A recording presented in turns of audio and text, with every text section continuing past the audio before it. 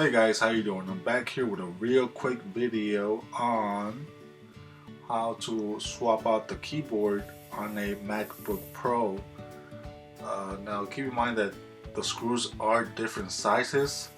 The ones by the swivel area by the screen are longer than the other ones, as you can see here. So keep in mind that you separate them all so you do not get mixed up when putting it back together, when you're putting back your laptop together. So first thing you want to do is unplug the power. That one just kind of you pull it out, pull it upwards and out, and it'll disconnect. Then you want to disconnect as well remove the screws from the fan, around the fan.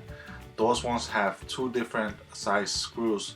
I believe two of them are smaller and one of them is longer.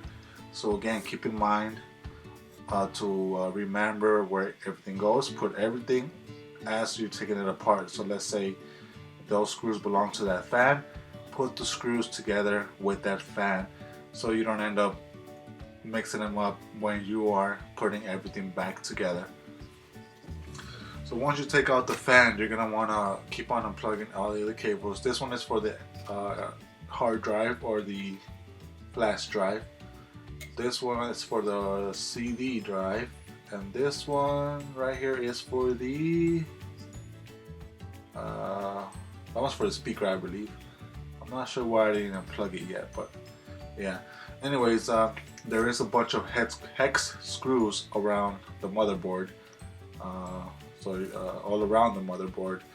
So go ahead and unscrew those ones. Do not unscrew the ones that are next to the memory card. The memory card or whatever you call that shit. That comes out together with the motherboard. You do not need to take out your memory out of the board.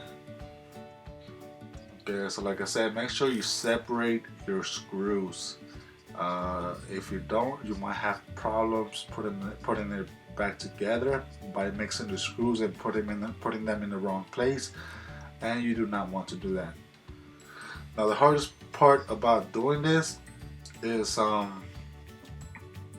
the keyboard itself, because the keyboard itself has a bunch of screws all over the place. Now this little thing right here that I'm trying to unplug is I think it's for the keyboard. So how I unplugged it was I used two of these screws, flatheads or whatever you call them, and pulled it out evenly.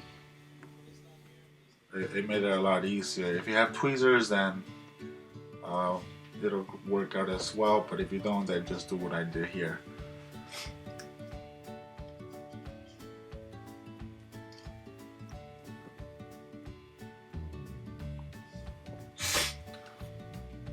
And I forgot what model this is. I think this is a 2011 MacBook Pro or 2012. I forgot. But so far they all been the same up to 2013, I believe. Then after that they changed, I think, into the slimmer models. This one right here is for the speaker. Keep in mind that the speaker is magnetic, so when you remove it or take it out of the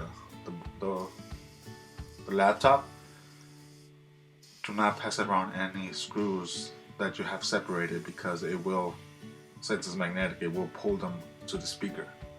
This one right here that I just unplugged is for the charge port. You do not have to remove the charge port either, but it was kind of easier for me to just remove it. And right here I'm being attacked by a mosquito. Oh my god, I'm so sad. Oh, what a pussy, right? Anyways, moving forward. So you have your charge connector over here and a couple of screws, hex screws. So the hex screws are pretty much just for the motherboard. Everything else is either Phillips screws or Yeah, that's it. It's hex and Phillips screws only. The hex screws usually will pretty much belong to all the area of the motherboard or the charge where the charger is at, the charging plug, and the the Phillips screws are pretty much for everything else, like the disk drive and the speaker and the keyboard. That's it. You do not need to remove the battery for this one. You do need to unplug it though. So when you open it up, make sure that's the first thing you do, and make sure that your computer is turned off before you do any of these. It has to be completely off. When it's completely off, then start doing all this. Now for if you're just gonna swap out the SSD drive or the hard drive, you do not need to remove the motherboard. All you need to do is just kind of do that, and the disc itself, I think it's not screwed on. I forgot to check, but probably it is. Anyway, so yeah, so if you're just gonna swap out the hard drive for a SSD drive, then it's a lot easier than this one. Swapping out the keyboard is hard. It's pretty much, you gotta take the whole thing apart pretty much. So here I'm just taking out the speaker screws. These are Phillips screws again, and you do not need to remove it completely as long as it comes off. For you to be able to work on that area, then you're fine.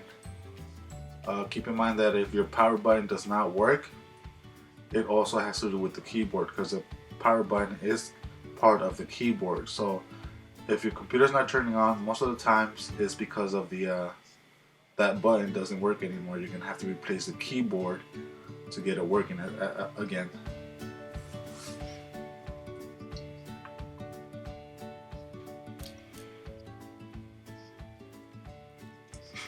Now I believe this one only has 3 screws, one on the back here, and then 2 on the front, on the sides, 1 in the middle on the back, and 2 on the front on the sides.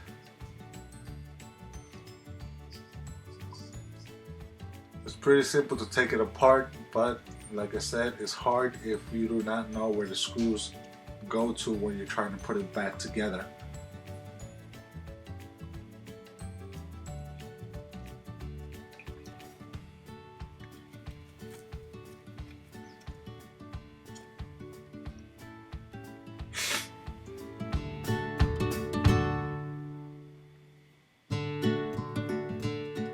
Pretty much that's it. That's all that's in there. And then there's this bracket in the middle. That one comes out too. Again, different size screws on that one as well. So again, keep everything separated and try and remember where everything goes. If it helps, either record it while you're doing it and showing every screw as you're taking it off, and for you to not struggle later on. Because right here, even though I'm telling you there's different size screws, you can't really see them in the camera. So yeah, so this is the back lid, the black thing that I'm about to remove. That's the black lid. Well, actually the power button is right there in the corner. It also has 2 screws on it holding it in place. You might need a flat screwdriver or a plastic removal tool or some tweezers to pull it out.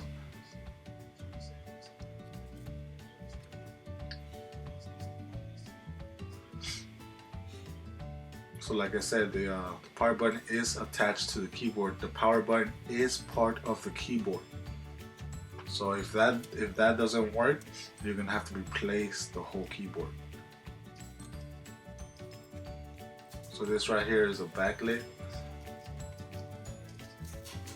I'm not sure why I was being gentle, well knowing that I was going to replace the whole thing, but I guess it's just a habit.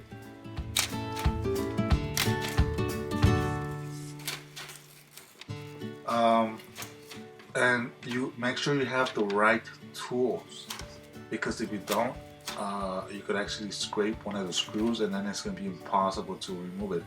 Thankfully, this only happened to me while I was trying to remove the keyboard. So at first I thought I was fucked, but then I realized that, hey, I'm swapping this thing, so I could just break it and then just kind of use some point pliers, or how you call them, those pointing pliers, whatever you call them,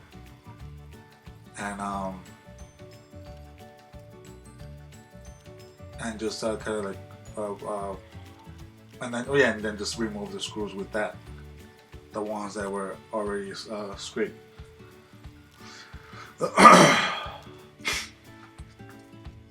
As you can see here, that's what I'm doing right here. I have two screws that I could not take off because I didn't have the right tool, so I had to end up having to cut through the old keyboard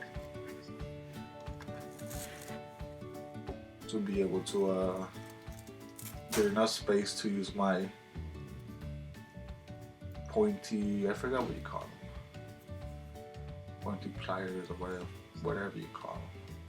While doing this, if this happens to you, make sure you put something underneath to cover the screen, because it will kind of slip and it might hit the screen, and you don't want to do that. You don't want to create another job for you. So just be careful if this happens while you're trying to remove the screws.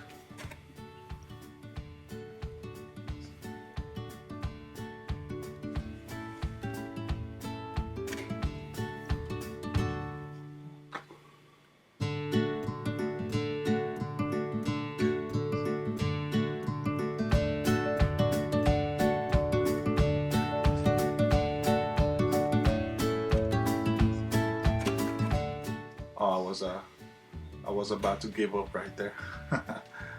Oh my god. Anyways, I finally got them out, and this is a new keyboard here with the backlit and the power button. You see how it's attached to the keyboard itself. So yeah. Now while putting this on, make sure that you check not just from the like this way, but also kind of open up the board, the laptop, and check that all the keyboards are flush and that they are all popping out. Because if you don't, then one of them might get stuck, and then you're gonna have to reopen it again and fix it. So just make sure everything is good, nice and flat.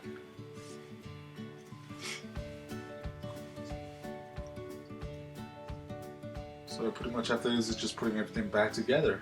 Let's go high speed mode.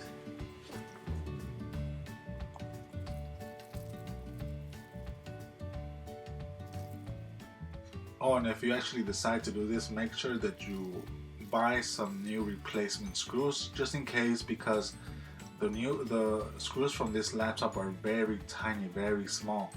So you might lose some, so might as well go ahead and spend those $3-5 for replacement screws to buy all the replacement screws for this laptop. Anyways, this laptop belongs to our local DJ Yogy in Las Vegas. Shout out DJ Yogy. And like always, guys, make sure to just check it before you close it up. Make sure everything's running up and working. And yeah, make sure you hit that like button and subscribe for more how-to and tech videos.